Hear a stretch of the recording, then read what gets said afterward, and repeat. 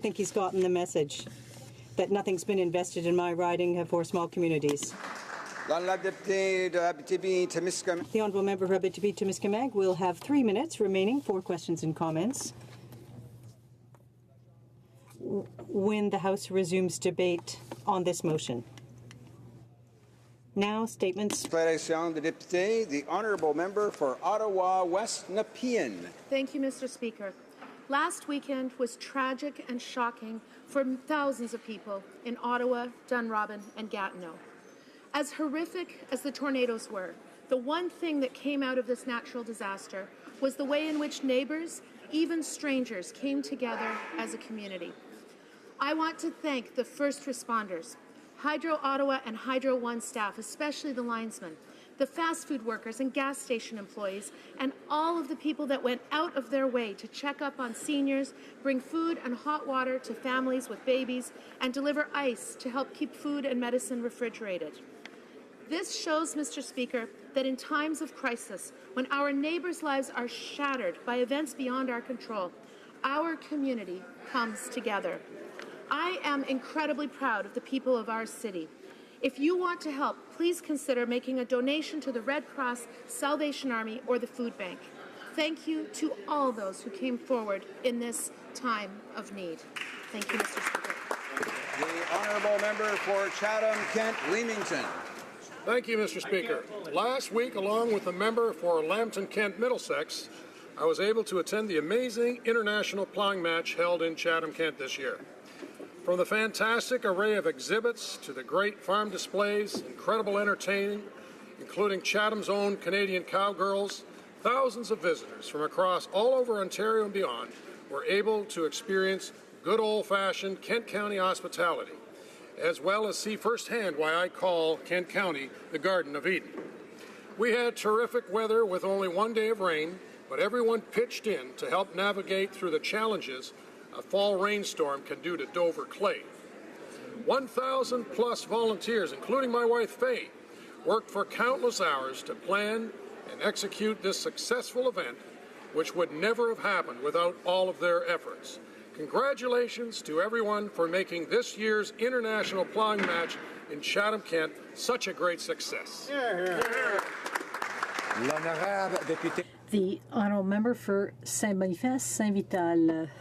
Sage Creek community will hit the trails for their first annual run, Sage Creek.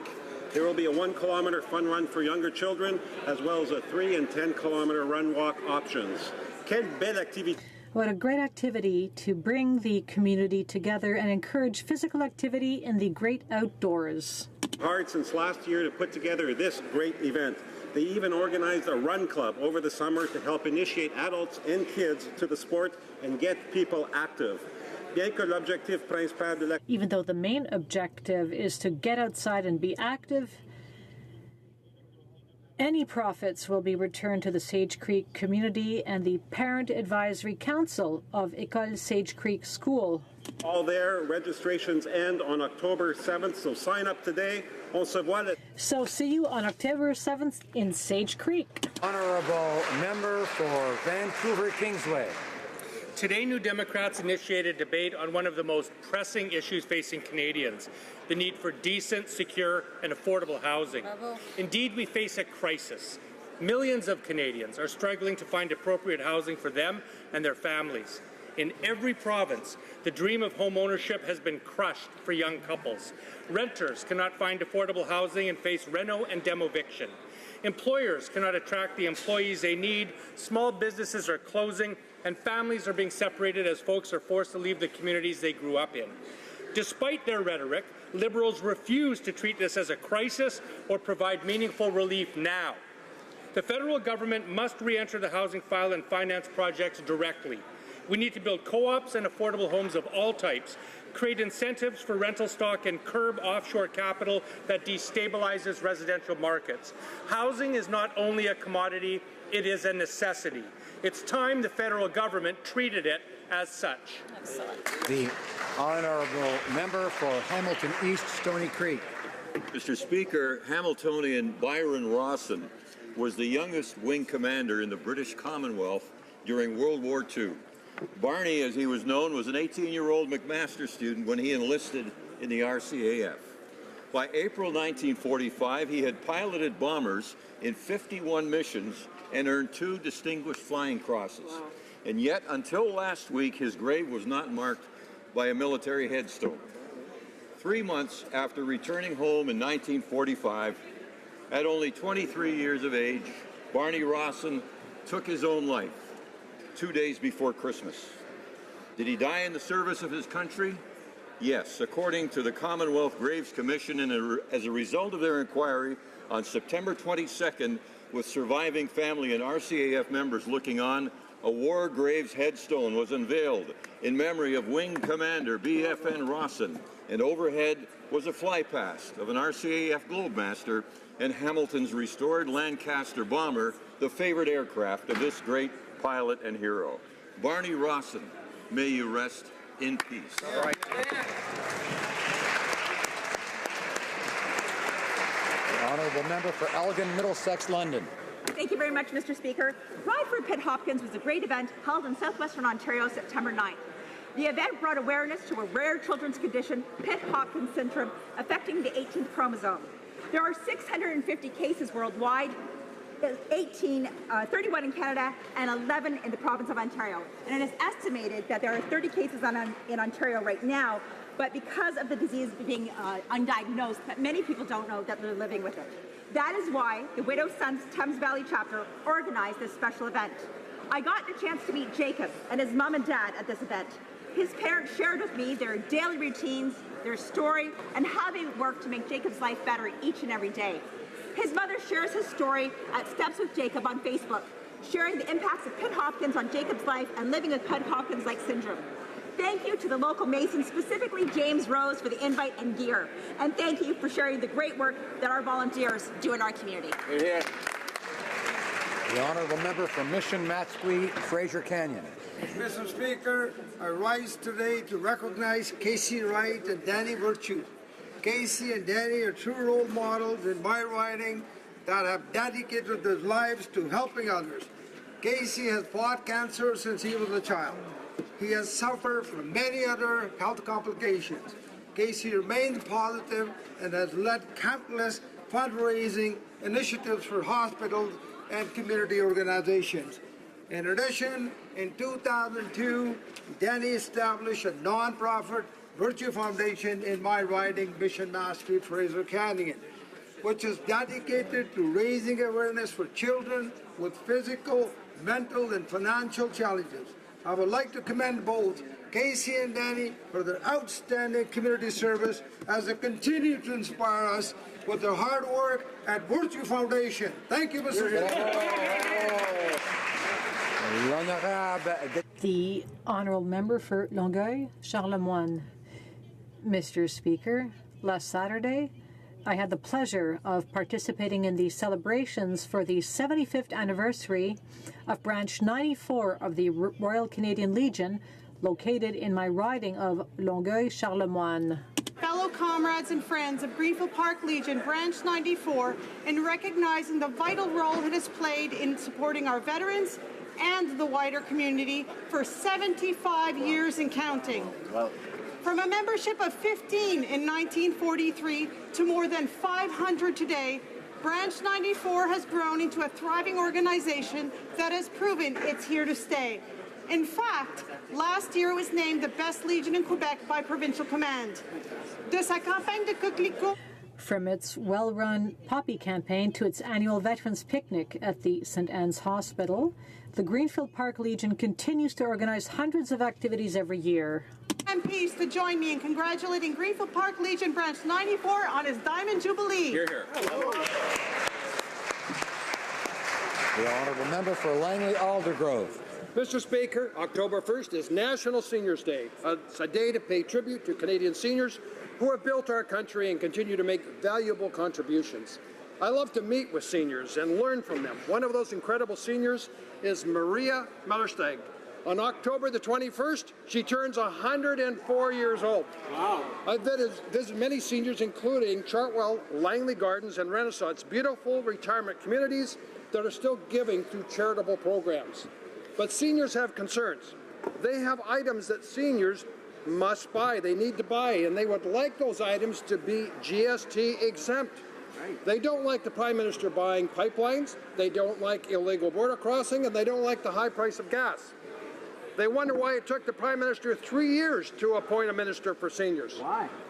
Seniors deserve our help to age with dignity, Mr. Speaker. I love seniors, and I want to wish them all a National Happy Seniors Day. Thank you.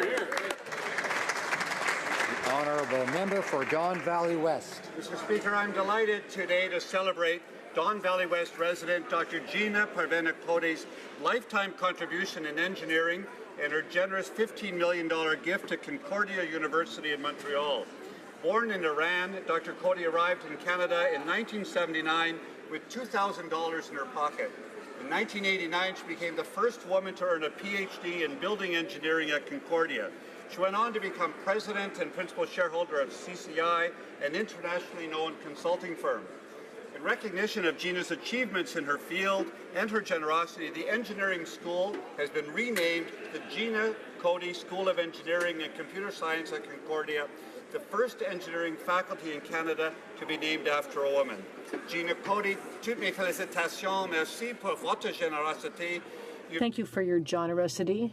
Equity and diversity and inclusion for the next generation. Our world is changing. It is better through your hard work. Thank you, Gina Cody.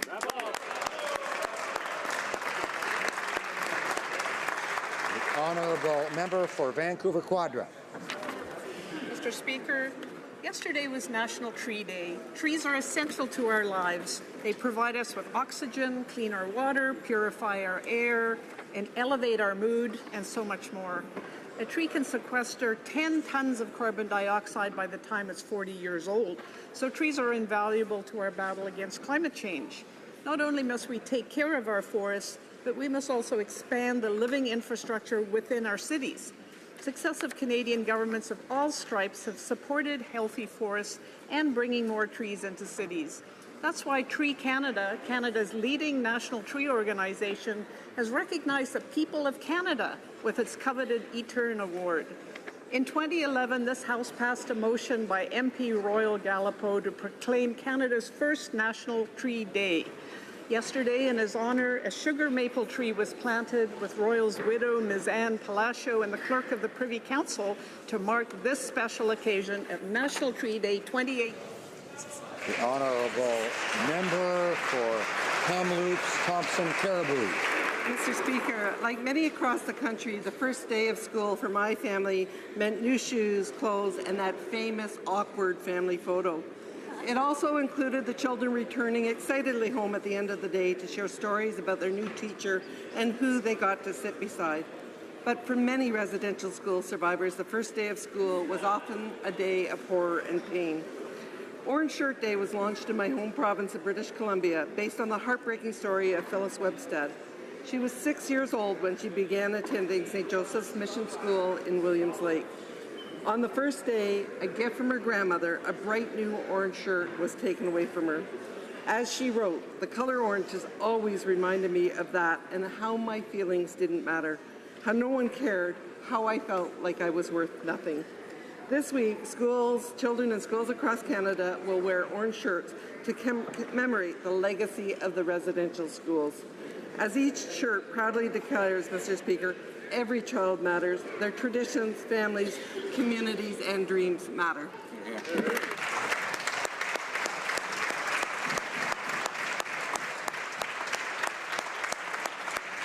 The honourable member for Fundy Royal. On World Tourism Day, we thank the 1.8 million dedicated Canadian tourism workers. The tourism and motor economic Tourism is an economic driver which creates good jobs everywhere from one coast to another. sector provides more jobs for Canadians than oil and gas, mining, agriculture, aerospace, and auto manufacturing industries combined. This fall, we will gather to celebrate Canadian tourism and the amazing award finalists from across the country at the 2018 Canadian Tourism Awards. This year's nominees represent amazing companies and experiences from coast to coast to coast, including Acadian sturgeon and caviar from my own riding of Fundy Royal.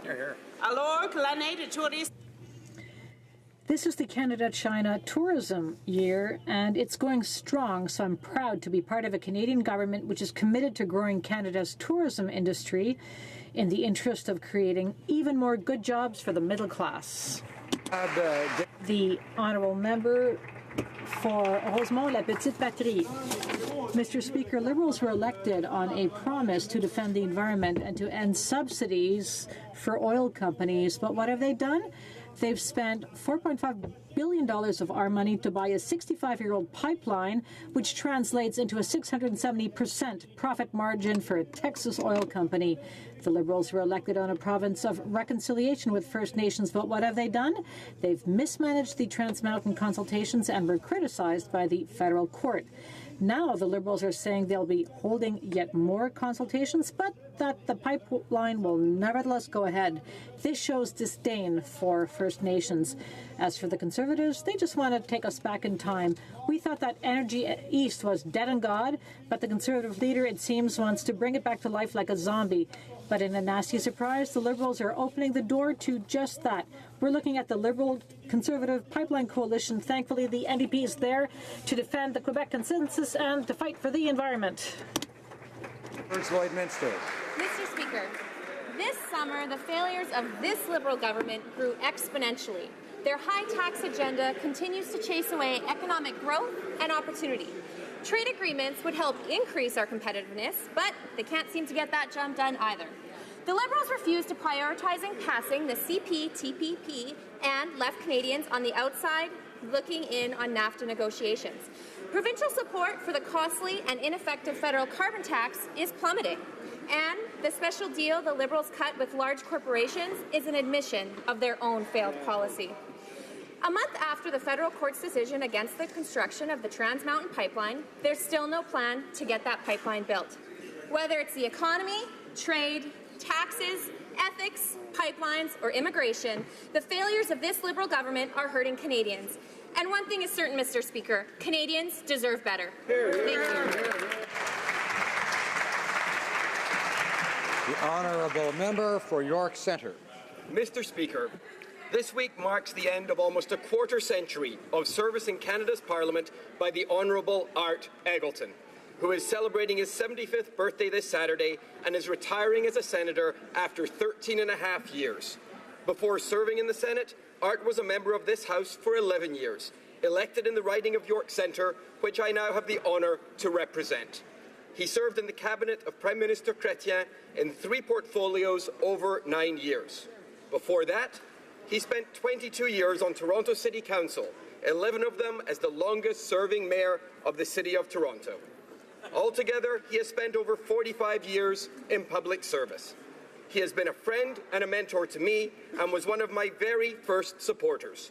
Art, on behalf of all members of this House, I say thank you for your service to Canada and best wishes to you and Camille as you head into this new stage of your life.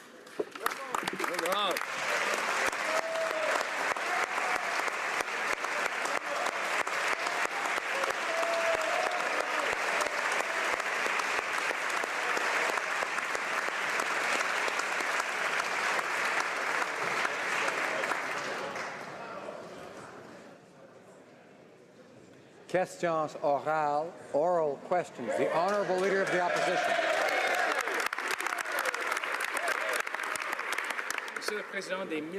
Mr. Speaker, millions of Canadian jobs depend on NAFTA. The consequences of a failure would be devastating for us. Canadians are more and more afraid and they fear for their jobs. This Prime Minister did not have ask for an interview with the President, although they were both in New York. I'd like the Prime Minister to say why this meeting was not necessary. The Right Honourable Prime Minister, Mr. Speaker, as we've been saying since the beginning, our goal has been to update and modernize NAFTA for the good of Canada. Our attitude is a constructive one. Our negotiators are firm because they're doing their job. Our responsibility is to obtain a good agreement for Canada, and that's what we're going to do. Thank you, Mr. Speaker. The Honourable Leader of the Opposition. becoming more and more nervous, especially the millions of Canadians whose jobs depend on NAFTA. Now, RBC Economics says that 500,000 jobs alone would be vulnerable if NAFTA fails, and the Canadian Auto Dealers Association says an additional 100,000 jobs would be lost in Ontario if auto tariffs are imposed. Can the Prime Minister inform the House if he has received any assurances that new tariffs on the auto sector will not be applied next week if no deal is reached this week? Honourable Prime Minister. Mr. Speaker, as we've said from the outset, our objective in these talks is to update and modernize NAFTA in a way that is good for Canada and for Canadians. We are constructive at the negotiating table, negotiating in an ongoing fashion to make sure that the deal is right for Canada. That is our job, to get the right deal for Canada and for Canadians, and that's exactly what we're going to do. Now, the Conservatives want to sign any old deal quickly at any cost, but we will not agree to a deal that is not in the best interests of Canadians. Order. The Honourable Leader of the Opposition.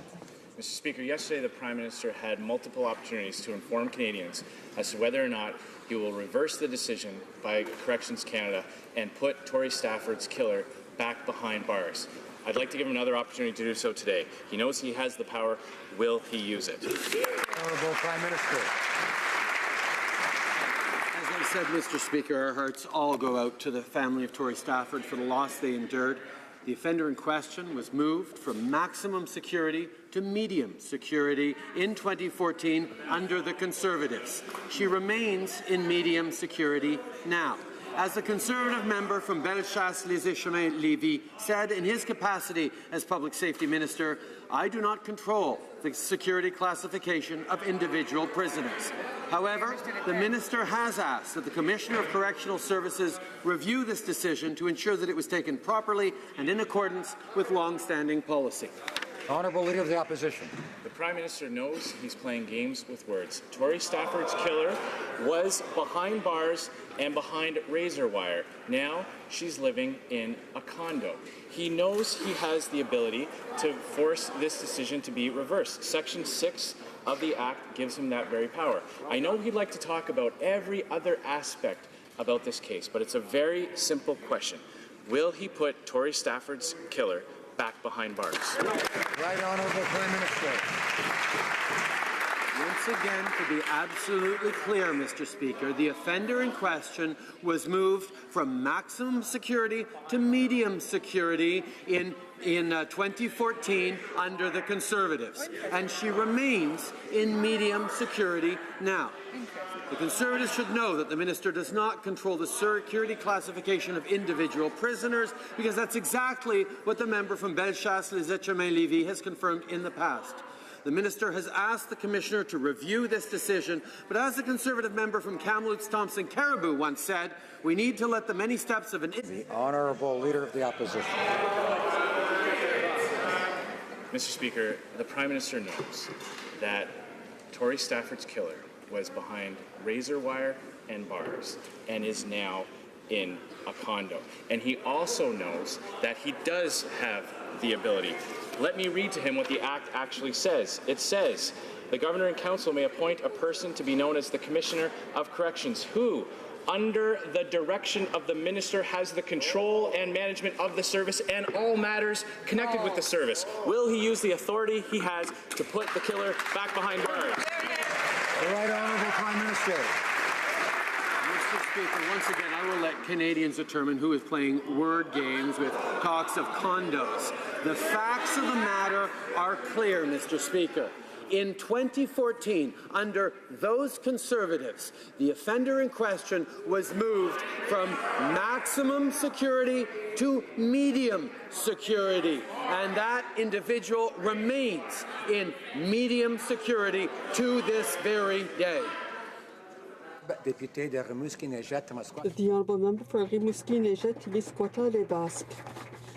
Mr. Speaker, people in my riding of Saint-Éléazar de Témiscouata, Saint-Louis-du-Has, Saint-Honoré de Témiscouata, and this is something that has been repeated by various organizations.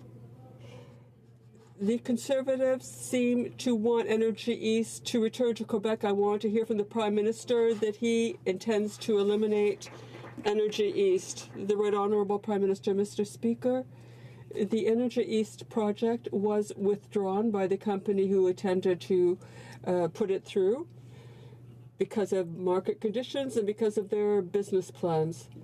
If people have projects to put forward, we'll look at them, but we want to make sure that this be done in respect of Indigenous communities and by respecting science and the protection of the environment. All Canadians expect this. The Honourable Member.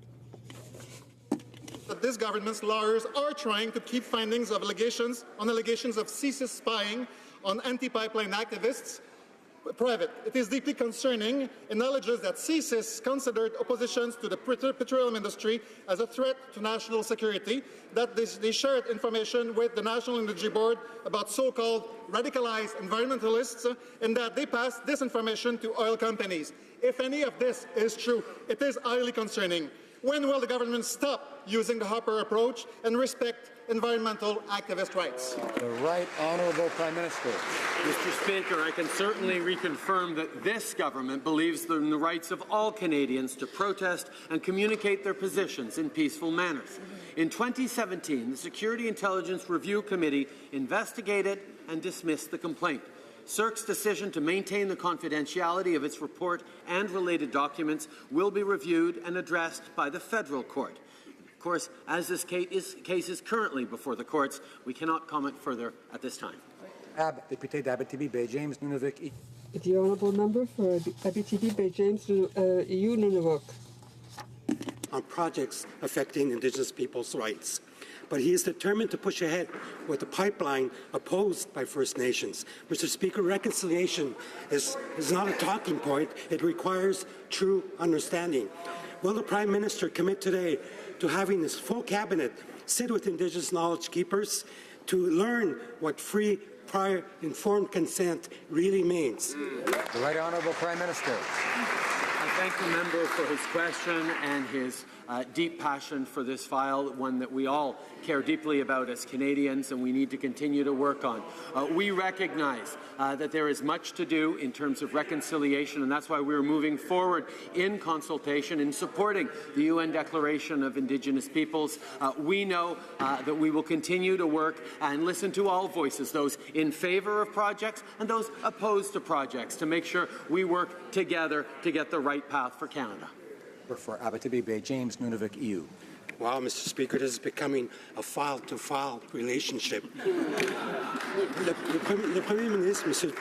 Mr. Speaker, the Prime Minister committed to obtaining the free, prior and informed consent of Indigenous peoples, but he's determined to go forward with a pipeline that First Nations have rejected. Mr. Speaker, reconciliation is not an empty word. It implies true understanding. Now, the Prime Minister, will he commit in French to going forward to have his cabinet sit with Indigenous knowledge keepers and really get free, prior and informed consent? The Right Honourable Prime Minister. Mr. Speaker, I have a great deal of respect for the Honourable Member, but he should be careful when he says that all Indigenous people reject. There are several Indigenous communities who have signed an agreement for this pipeline and others. He can't simply talk for those he agrees with. We have to listen to all organizations, all Indigenous peoples, not just ones who are aligned with his point of view. Yesterday, the Prime Minister was asked more than a dozen times if he would reverse the decision and put Tory Stafford's killer back behind bars. Today, he was again given the opportunity.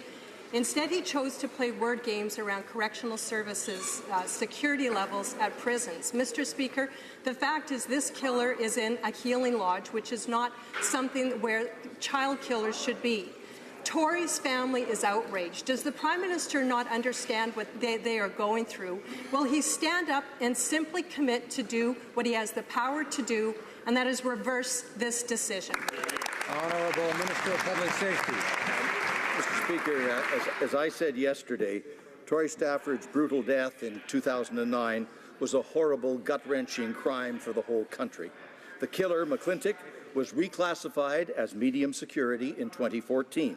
The government of that day did not challenge that decision. And in fact, McClintock remains in a medium security correctional facility today. I've asked the Commissioner of the Correctional Service to review every dimension of this case to ensure that all policies have been properly followed and that all those policies are in fact the right ones to handle inmates properly.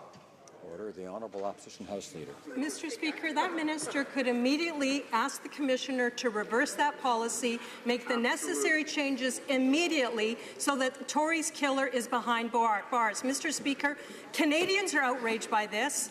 Tory's family is outraged and sickened by what's going on.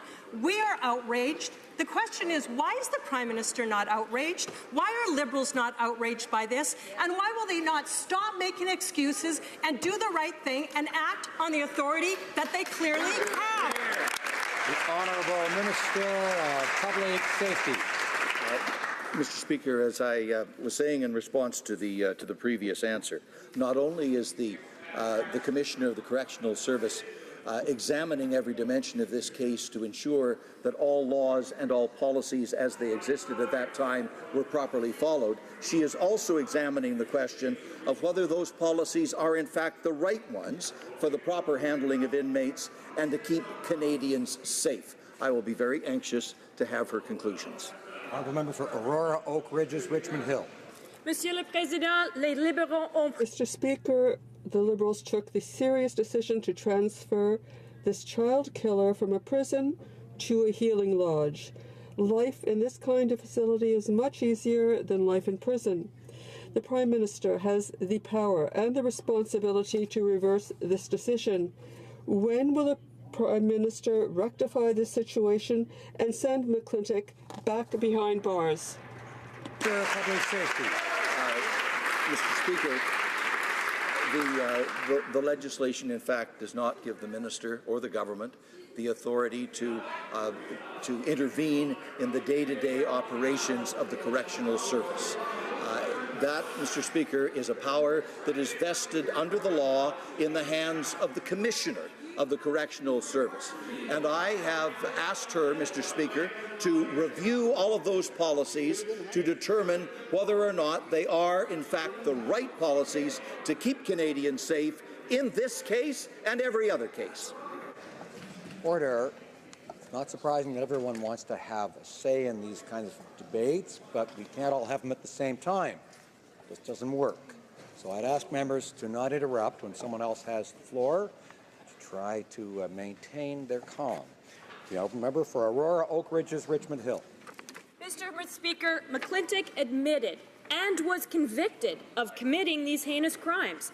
The Liberals are now defending her transfer from a prison in Ontario straight to a healing lodge. The lodge is a place for people transitioning back into society, but McClintock is not even eligible for parole until 2031. She is not transitioning. The Prime Minister has the authority and the responsibility to reverse this decision. Will he do the right thing? Honourable Minister of Public Safety. Mr. Speaker, the very issues that have been referred to by this honourable member in her question are issues that will be very carefully examined by the Commissioner of the Correctional Service of Canada, who has the legal authority and is responding to the request that I made to her to make sure that all policies were properly followed and that those policies are in fact the best ones to keep Canadians safe. The Honourable Member for Calgary, Nose Hill. The Minister of Public Safety in a CTV News program called Terry Lynn McClintock's role in the abduction, sexual assault, and murder of an 8-year-old girl, quote, bad practices. Shame. Yesterday, the Prime Minister refused to commit to Canadians that he would use every tool at his disposal to reverse the decision to transfer this woman from behind bars to a lodge. Will the Minister apologize for trivializing McClintock's crimes and revoke this transfer? The Honourable Minister of Public Safety. Mr. Speaker, no member of this House has ever trivialized the circumstances that we're dealing with. In fact, it was a horrible crime that all Canadians were repulsed by.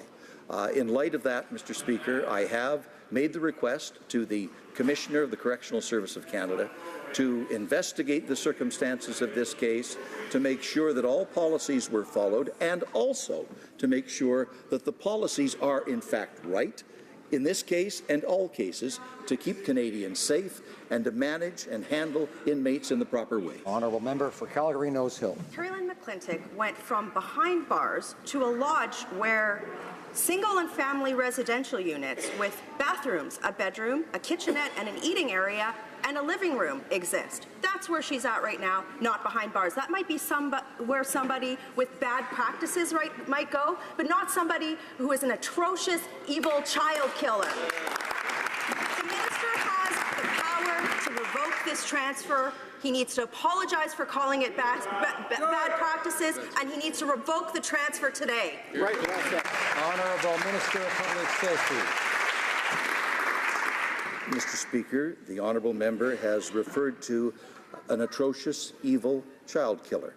In fact, that description applied in 2014 when the decision was taken by the previous government to change her classification from maximum to medium. That's what happened in 2014, Mr. Speaker. Honourable member for order. Order. The member for Barrie Innisfil will come to order. Honourable member for Timmins, James Bay. Well, speaking of crime, Mr. Speaker, I was just in Grassy Narrows with Jagmeet Singh, where people live on the most beautiful lakes and they can't drink their own water.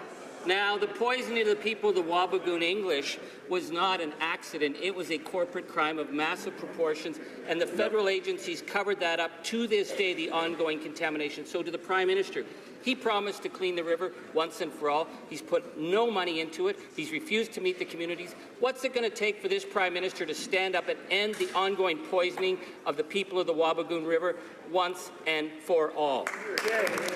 Honourable Minister of Indigenous Services. Mr. Speaker, I'm pleased to hear that the member opposite had the opportunity to visit this important community. I had the opportunity to meet with their past chief just a number of months ago, and I look forward to having the opportunity to meet the new chief very soon. The issues that this community has had to deal with are issues that no community should have to deal with. We have been firm in our commitment to support them. I have promised to support them in the development of a treatment centre for the people who have suffered from contamination of their water sources in the community, and we will continue to work with them to address all of their needs. Honourable member for Timmins, James Bay. Mr. Speaker, I was pretty shaken up to see the visible impacts of Minamata disease on the children, who don't just carry it in their bodies. 80% of these children are suffering permanent cognitive damage, and yet this government has cut all the special education funding to the school. There's not a school board in this country that would deny special ed funding to children with such needs. So will the Prime Minister explain to the people of Grassy Narrows why he refuses to spend a dime helping the children who will carry the impacts of this disease for their whole lives? Minister of Indigenous Services. Mr. Speaker, I think it's always important that we raise the issues of Grassy Narrows and that we all stand behind supporting this community. As I said already, we have supported them in working towards the building of a new treatment centre. I'm surprised to hear what the member is saying about special education, and I will look into that immediately. We have made it very clear that we will support the needs of children through Jordan's Principle and other mechanisms, and I will absolutely ensure that that happens. The honourable member for Durham.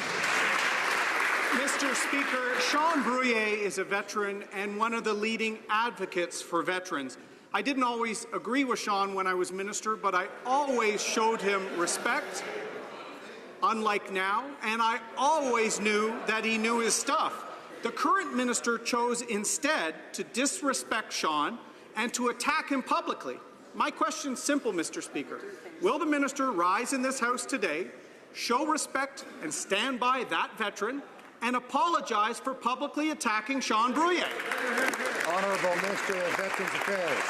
Mr. Speaker, ensuring that veterans and their families know about the benefits and programs available to them is essential to my job as Minister of Veterans Affairs, and that's why it's so important to explain what is involved. It's why I've hosted over 40 veteran town halls across the country. It's why we are working so hard to explain Pension for Life as clearly as we can. These new benefits are not simple because the problems we are trying to solve are not simple. Our programs are about dealing with the problems that some veterans face and facing them in a very effective way. Honourable Member for Durham.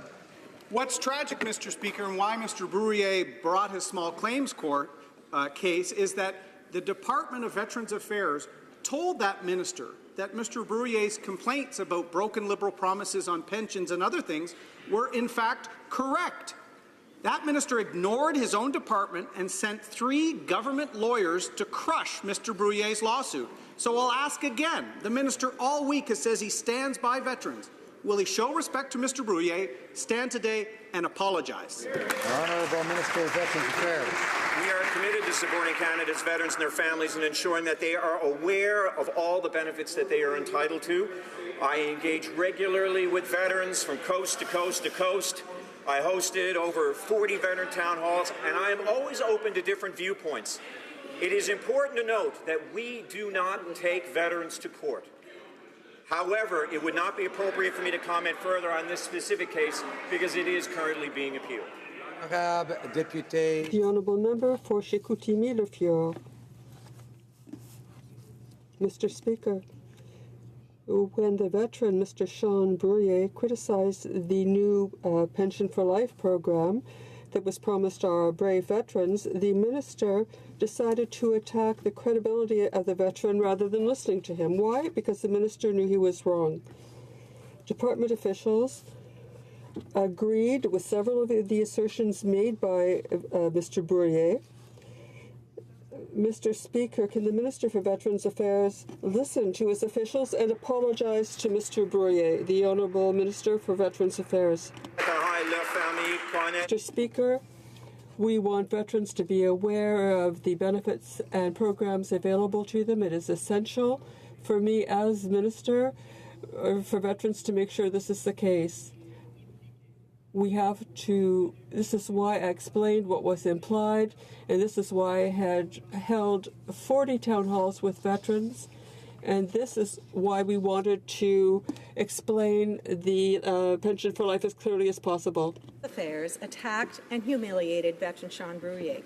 He attacked him despite his own officials confirming that Captain Bruyere's assessment of the Pension for Life program was, quote, largely correct. When Captain Bruyere dared to stand up for himself, the minister slapped him down in court, sending high-priced lawyers after him. Why is the minister continuing his shameless attack on this veteran? Honourable Minister of Veterans Affairs. Ensuring that veterans and their families know about the benefits and programs that they are entitled to is essential to my job as Minister of Veterans Affairs. That's why it is so important to explain what it is involved. It is why I have hosted over 40 town halls from across the country. It is why I am working so hard to explain Pension for Life as clearly as I can. When I see an article that has misleading rhetoric, like we're trying to make people swallow our programs, or that the $10 billion we're investing is flim-flam, it is my responsibility to say no. No, it is not, Mr. Speaker. L'Honorable Député d'Abitibi James, Nunavik, EU. The Honourable Member. I want everyone here to understand that I do not appreciate having my rights explained to me in this place by the Prime Minister. The Prime Minister and his government have made it very clear to me that they do not understand our rights. So let me ask again, will the Prime Minister commit today to have his full cabinet sit with Indigenous knowledge keepers and learn what free, prior and informed consent really means? Honourable Parliamentary Secretary for Crown Indigenous Relations. Mr. Speaker, I would like to thank the honourable member for his question. Our government recognizes that Indigenous peoples have inherent and treaty rights, and we are committed to removing colonial barriers that impede the exercise of those rights. That is why we work so hard in partnership with First Nations, Inuit and Métis people to create a new recognition and implementation of Indigenous rights framework. The framework will ensure that Canada moves from a denial of rights approach to one that recognizes and affirms those rights, and would be glad to work further with the member of opposite in perfecting those rights. Thank you. The Honourable Member for Nanaimo, Ladysmith. We've all got lots to learn. People in coastal communities tell me this They're appalled this Prime Minister is still recklessly pushing the expansion of Trans Mountain. The court ruled the assessment process was deeply flawed and didn't even consider the sevenfold oil tanker traffic increase and the risks it put on orca whales and our coast.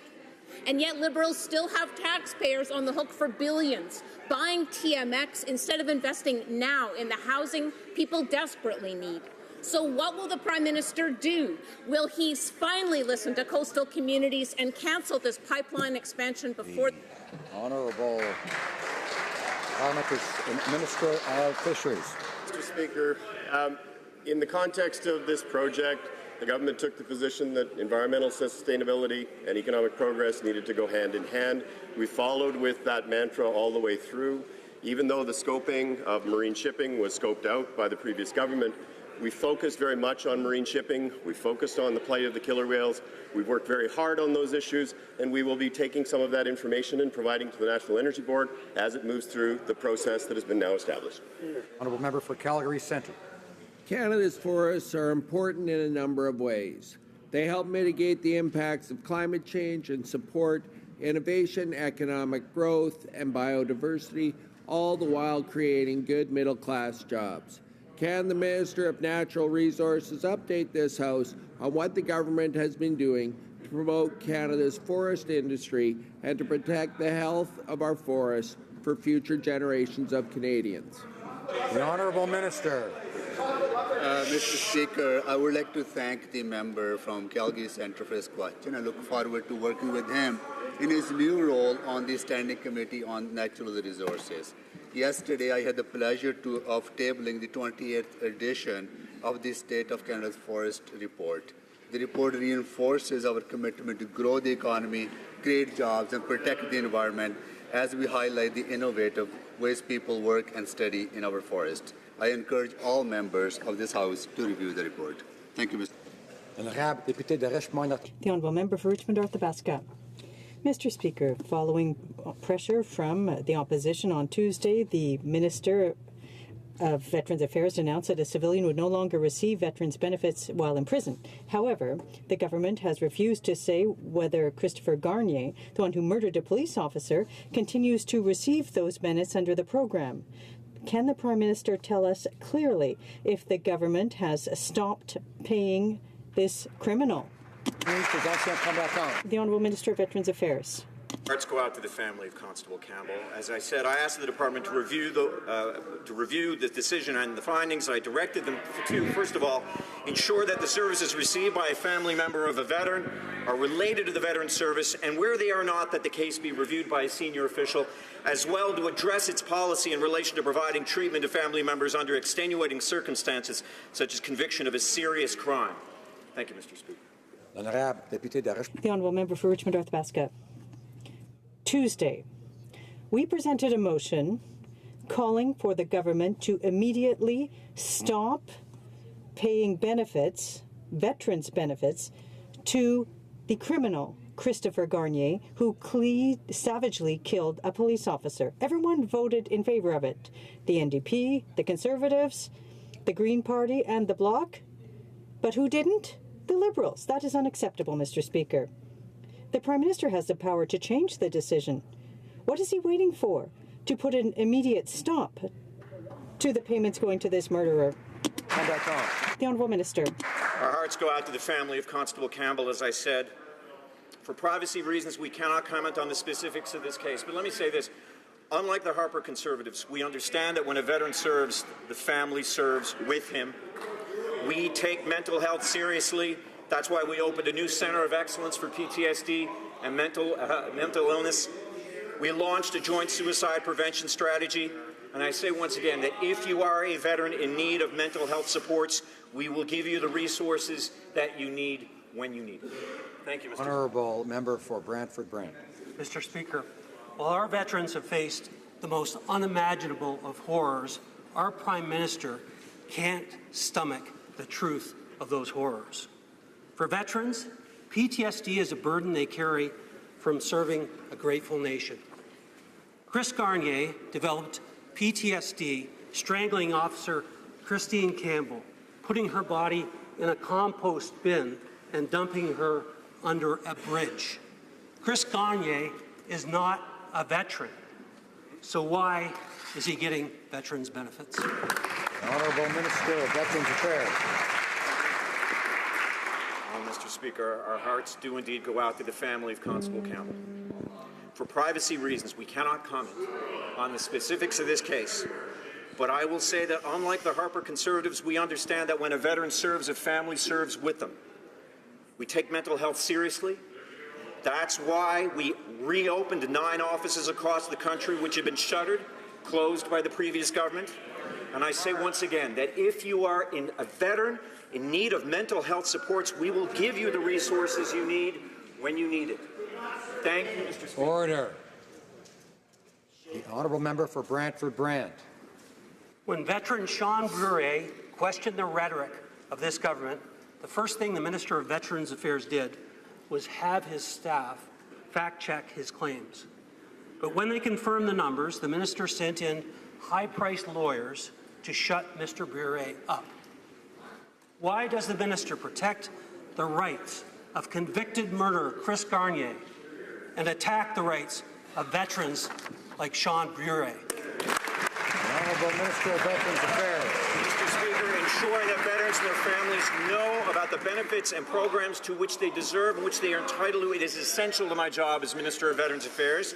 It's why it's so important to explain what's involved. It's why I've hosted over 40 veteran town halls across the country. It's why we're working so hard to explain Pension for Life as clearly as we can. More effective programming will help veterans transition to civilian life with dignity. More effective benefits will help in supporting families, and more effective supports will help get ill and injured veterans well again. Thank you, Mr. Speaker. Honorable Député. The honourable member for Jonquière. Mr. Speaker, on the shop floor at Rio Tinto, Resolute, and in SMEs in Saguenay-Lac-Saint-Jean, there are hundreds of men and women wondering what will happen to their jobs.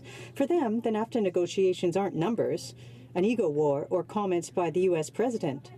It's their futures that are at stake.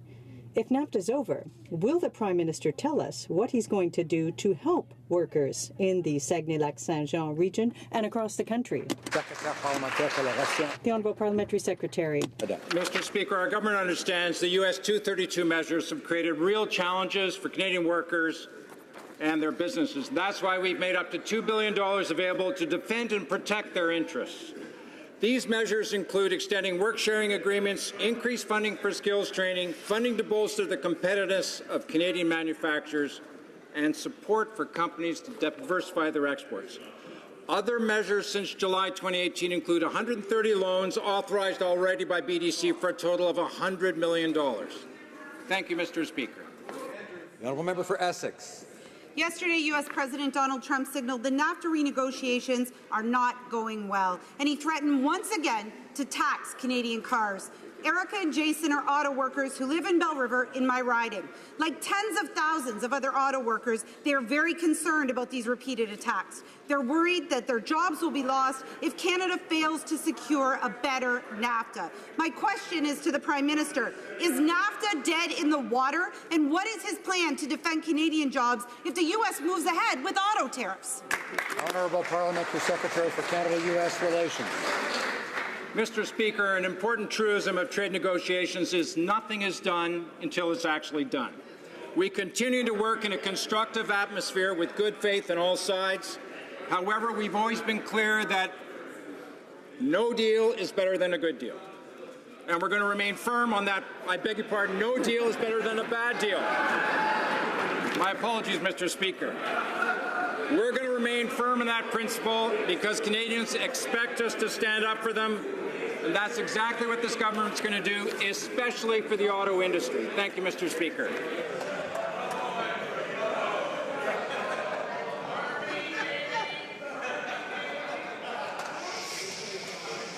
Order.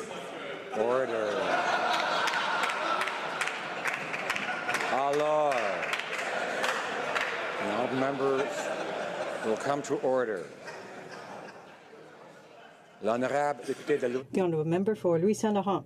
Thank you, Mr. Speaker. So let's be clear.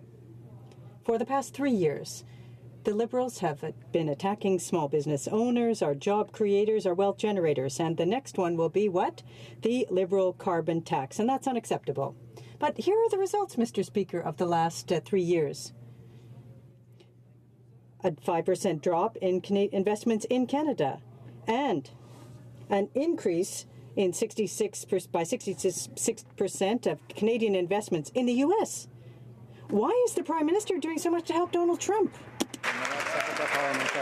The Honourable Parliamentary Secretary. Mr. Speaker, I'd like to thank the honourable member for the question. We are moving forward with a plan that's going to grow the economy and protect the environment at the same time. In particular, I note the support we're giving to small businesses by lowering the small business tax to 9%, the lowest in the G7. We are investing in the clean economy that's adding jobs and communities in every province in Canada and territories as well. Mr. Speaker, if we are moving forward with the plan, I expect all parties should get on board. We are going to protect the environment, grow the economy as we have been for the past three years, with 500,000 jobs added to the Canadian economy. The Honourable Member for Louis Saint-Laurent. Lyrics, Mr. Speaker, but look at the result. Real fact. Since this government is in power, what we have seen, less than 5% investment in Canada, less by 35% on foreign investment in Canada, but growing investment of 66% by Canadian where? To USA. So why the Liberals are helping so much the President of the United States, Donald Trump? The Honourable Minister of Finance. Mr. Speaker, perhaps we should remember that when we came into office, we were in a technical recession. What's happened since then? We have made investments in Canadians. We found ourselves with the fastest growth among G7 countries in 2017. Where are we at today? More Canadians are working than ever before. And we're in a situation where, to inform this House, business investment has been going up for the last 6 consecutive quarters, 8% up. Those are the real facts, Mr. Speaker. We're going to continue to invest on behalf of Canadians. The Honourable Member for Bellechasse-les-Etchemins-Lévis. Mr. Speaker, after the summer of failures, the Prime Minister is going against his word. He promised lots of jobs, and now he's given some crumbs to Davy. But the problem remains the same. The Navy desperately needs a second supply ship. After the unprecedented success of the Asterix and the naval strategy, what are the Liberals waiting for? To grant a contract for the Obelix to the Navy shipyard. The Honourable Parliamentary Secretary. We are very proud of our partnership with the Davy shipyard, Mr. Speaker. After 10 long years, we are bringing in an interim ship thanks to the workers of Davy. I had an opportunity over the summer to visit them, and I announced a contract worth $610 million for 3 icebreakers for the Coast Guard in partnership with Davy. That partnership continues, and we're proud of it, Mr. Speaker. Donan St. Paul. Our government has partnered with the Métis through the Canada-Métis Nation Accord. Through this accord, Mr. Speaker, the Métis Nation has identified improved access to the delivery, control of affordable and social housing as a key priority. Would the Parliamentary Secretary of Crown Indigenous Relations update this House as to the progress of this shared priority? The Honourable Parliamentary Secretary. Mr. Speaker, I would like to thank the member from Kildonan St. Paul for her question. This summer, the Minister of Crown Indigenous Relations had the pleasure of signing the co-developed Métis Nation housing agreement with governing members of the Métis National Council. The design, delivery, and administration of the housing services for citizens of the Métis Nation will now be undertaken by their governing members and supported by a $500 million investment over 10 years as set forth in Budget 2018. This will improve socio-economic conditions for members of the Métis Nation and drive progress towards their vision of self-determination. Honourable Member for Edmonton Manning. Mr. Speaker, the development needs across the world are enormous. Despite the Liberals' refusal to meet our previous Conservative government's level of development funding, the Prime Minister claims to have a plan. He has announced that he's going to set up yet another bureaucracy to try to convince Canadian pension plans to invest in other countries. Why should Canadians trust these Liberals to invest their pension funds abroad, where they failed so miserably to attract investment into this country. Honourable Parliamentary Secretary for National Revenue. Mr. Speaker, our government is determined to support sustainable development goals and address climate objectives. Meeting 2030 targets will require more resources than just what governments can provide. That's why we will contribute $20 million to the Global Infrastructure Hub that will bring together public and private investors to develop critical infrastructure projects that will benefit everyone, including women and girls, strengthen their communities, and connect global markets. Thank you, Mr. Speaker. The Honourable Member for Longueuil Saint-Hubert. Mr. Speaker, last week the Prime Minister came out with some old lines about his commitment to cultural industries, and what we've heard is that the key industry players said to French CBC that this is a stunt, this Netflix business, and they're to please the web giants, and they're being forced to broadcast our culture. But the minister says we'll wait for the committee report. That's 2020. It's 5 years too late. Does the minister understand the urgency of the situation? We're going to disappear by then. The Honourable Minister. Mr. Speaker, my colleague opposite knows that our government is here for our creators, for our artists. We've invested $3.2 billion in culture, Mr. Speaker, in the ONF, the National Film Board, cultural exports, CBC, etc. He knows that, and he knows that we've asked a committee of experts to look at it. We will get to the results and will come forth with a very clear position. We'll be contributing to the system. He should at least understand that. Honourable Member for Glengarry Prescott Russell. Mr. Speaker, Budget 2018 announced a decisive change for equality. As of June 2019, we're implementing the EI parental sharing benefit, which will enable parents to more fairly share the education of their children. Could the Minister for Families, Children and Social Development tell the House if the government is still on track to keep this promise? The Honourable Minister. Well, thank you, Mr. Speaker, and I'd like to congratulate the Honourable Member for Prescott Glengarry Russell for his hard work for families. We know, Mr. Speaker, that greater equality leads to better prosperity for all, and that's why we are so proud to announce that Budget 2018 puts in place the new 5-week parental sharing benefit. It was announced yesterday. It will come into force 3 months earlier than scheduled in March 2019. This will enable 20,000 additional families to benefit. Thank you, Mr. Speaker. Member for St. Albert, Edmonton. Mr. Speaker, the Parliamentary Secretary to the Minister of Justice shamefully scolded 9/11 widow Maureen Besnecki for understandably criticizing this government's $10.5 million payout to al-Qaeda terrorist Omar Khadr, and even went so far as to compare Maureen's husband, a victim of terrorism, with the convicted terrorist Khadr. Will the Parliamentary Secretary stand in his place and apologize to Maureen Besnecki? Hear, hear. The Honourable Parliamentary Secretary for Minister of Justice. Mr. Speaker, the deaths that occurred on 9/11 as a result of an unspeakable act of terror at the hands of al-Qaeda were a tragedy. I apologize for not being more sensitive at the Standing Committee about the loss of Ms. Besnecki, a 9/11 widow. Nevertheless, I remain firm in my conviction that all Canadians should also be outraged, Mr. Speaker, whenever a government is complicit in the torture of a Canadian citizen in direct violation of the Charter of Rights, no matter how heinous that citizen's crimes. When that complicity and torture occurs, a government should acknowledge it and take responsibility for it, as we have done. Alors, l'honorable député. The Honourable Member for Repentigny. Order, please. Well, there's no shortage of commissions of inquiry at the federal level, Mr. Speaker. There have been some on minor subjects like the sale of salted fish or horse racing. There have also been some on tragedies like the terrorist attack Air India. But it's impossible to get one on the biggest rail tragedy in history, which killed 47 people in Lake Megantic. So I will reiterate my request. Will the Prime Minister order a commission of inquiry on Megantic and laxism in rail transportation regulations? Honourable Minister.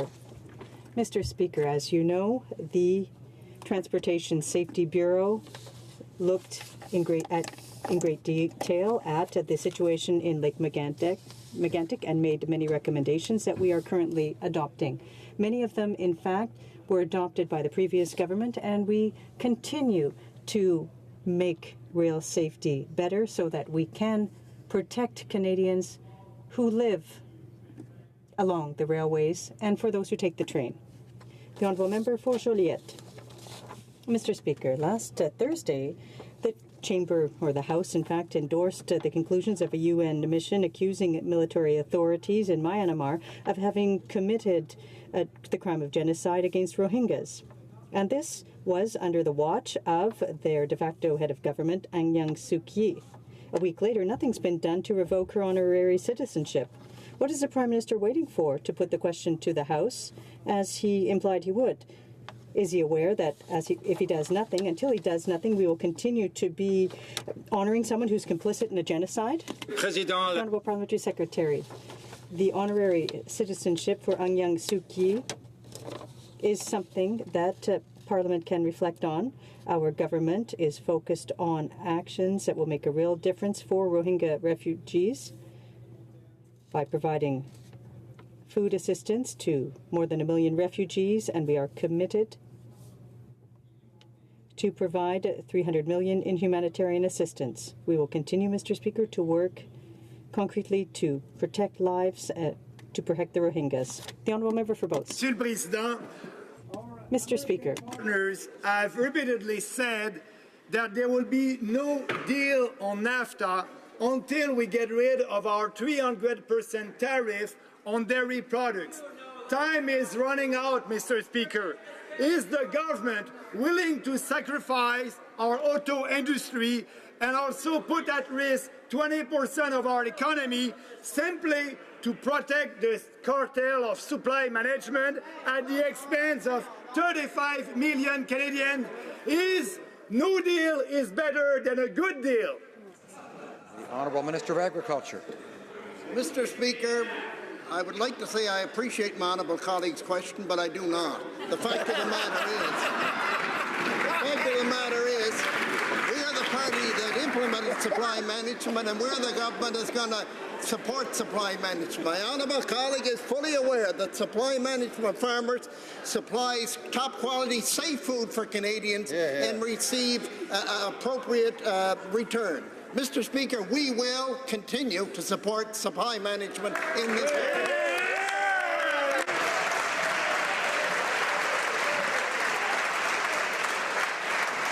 The honourable member for Joliette is rising with a point of order. Yes, Mr. Speaker, I think you'll find that there is unanimous consent in this House for the following motion. That the House, A, reiterate its support for the motion that was unanimously adopted by this House on September 20th, calling the crimes against humanity committed against the Rohingya a genocide. B, and that consequently the House revoke Aung San Suu Kyi's honorary Canadian citizenship, which was awarded in 2007. Thank you, Mr. Speaker. Does the honourable member have unanimous consent to move the motion? Very well. The House has heard the terms of the motion. Is it the pleasure of the House to adopt the motion? Adopted. Adopted. The honourable member for Durham is rising on a point of order. Mr. Speaker, I have a point of order, and I'm citing Beauchene's 6th edition, the document cited provision at page 151. And it's a convention of this House that when... Order. I'm having trouble hearing, and I'd ask members if they're going to be leaving to go out to other things to do so quietly. And I ask members